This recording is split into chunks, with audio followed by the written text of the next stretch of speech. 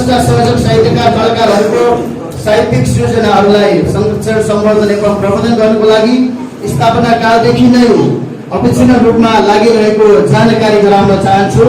जसरी भुटानका दुई ठुला नदीहरू अनवरत रूपमा बगिरहेका छन्, अपेक्षित रूपमा बगिरहेका छन्, त्यसरी नै रावासावा प्राज्ञिक समाज नेपाल पनि आफ्नो उद्देश्यमा अडिग रहेको प्रश्न पार्न चाहन्छु।